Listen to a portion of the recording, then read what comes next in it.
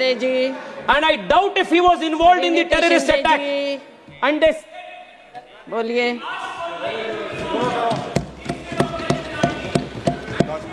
माननीय speaker madam, thank you. Speaker महोदय, आज मैं इस सदन में नहीं, कैमरा येऊ देना मैडम, कैमरा। मैडम स्पीकर, मैं आज इस सदन में क्रोध, वेदना और अपमान की भावना लेकर खड़ी हूँ।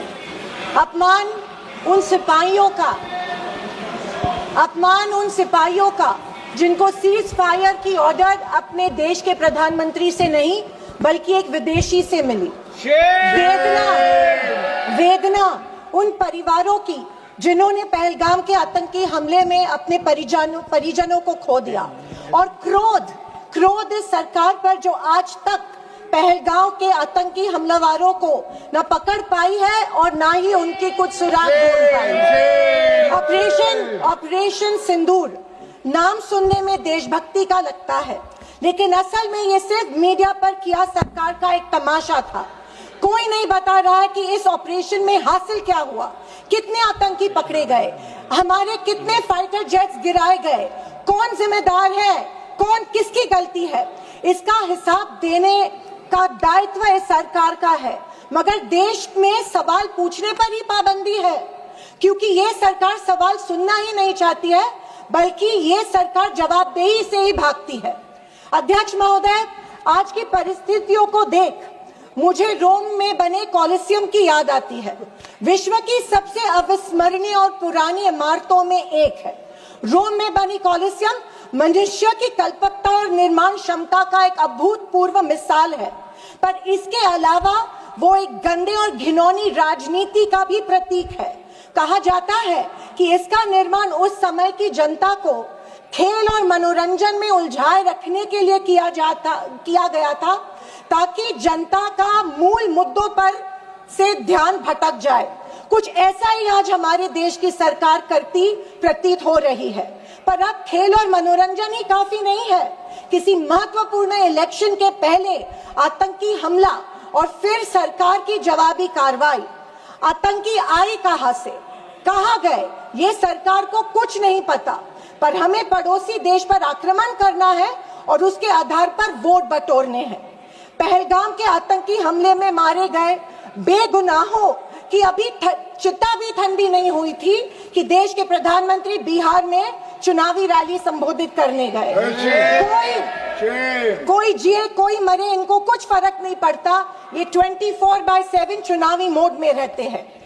फिर साहब की मार्केटिंग की तरकस से आया नया तीर, ऑपरेशन सिंदूर। मुझे हमारी सेना की बहादुरी पर बिल्कुल संदेह नहीं है। मुझे हमारी सेना की बहादुरी और वीरता पर बिल्कुल संदेह नहीं है, पर इस सरकार की दुर्जनता की सीमा देखिए कि सेना के जवानों को लड़ने जरूर भेजती है, पर हमला होने के पहले दुश्मनों को आगाह भी कर देती है। वाह, ये हमारे परराष्ट्र मंत्री का बयान था। क्या यही कारण है कि हमारे जेट्स दुश्मन के द्वारा गिराए गए? क्या ये हमारी सेना के जवानों के जानों के साथ खिलवाड़ नहीं थी? खैर, जो इंसान मानता हो कि इस सेना के जवान की तुलना में एक व्यापारी ज्यादा खतरा मोल लेता है, उससे हम अपेक्षा ही और क्या करें। ये मूर्खता है या फिर देशवासियों को मूर्ख बनाया जा रहा है? ऑपरेशन सिंदूर से देश को क्या हासिल हुआ? अमेरिका के दबाव में किया गया एक शर्मनाक सीज फायर। फॉरेन पॉलिसी ऐसी कि मित्र देशों ने आतंकवाद की निंदा तो की, पर पाकिस्तान की नहीं।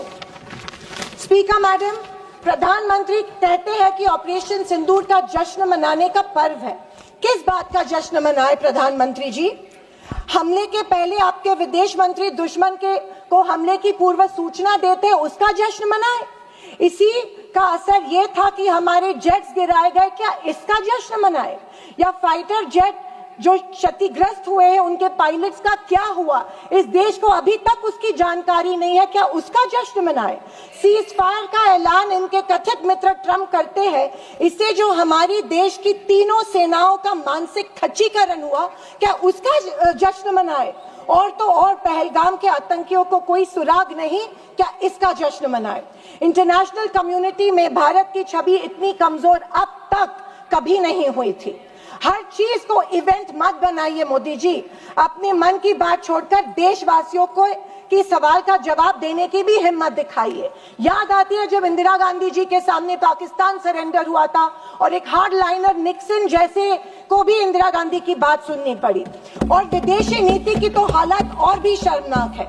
हमारे पड़ोसी नेपाल, बांग्लादेश और श्रीलंका जो कभी भारत के सबसे करीब थे, आज हमारी पीठ पीछे चीन से हाथ मिला रहे हैं। एक समय था जब भारत के पास नेबरहुड फर्स्ट की नीति थी और आज हमारे पड़ोसी हमें लास्ट प्रायोरिटी मानते हैं। स्पीकर मैडम, विदेश जाकर इंडियन डायस्पोरा के साथ तस्वीर खिंचवाना ही विदेश नीति बन गई है। अब ये सरकार प्रश्न पत्र भी खुद बनाती है और उत्तर भी खुद तय करती है। जनता से कोई संवाद नहीं, पार्लियामेंट में कोई ट्रांसपेरेंसी नहीं। ये सरकार केवल प्रचार की मशीन बनकर काम कर रही है। पहलगांव के शहीदों के परिवारों को जवाब कौन देगा? सरकार की कूटनीति की असफलताओं को जवाब कौन देगा?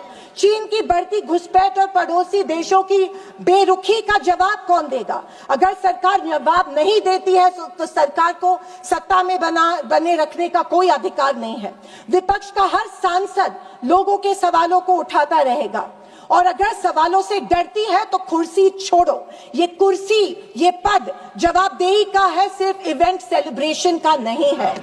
और अंत में मैं इतना ही कहना चाहती हूँ कि आवाज न सुनी हमारी, कुछ गम नहीं। आवाज न सुनी हमारी, कुछ गम नहीं।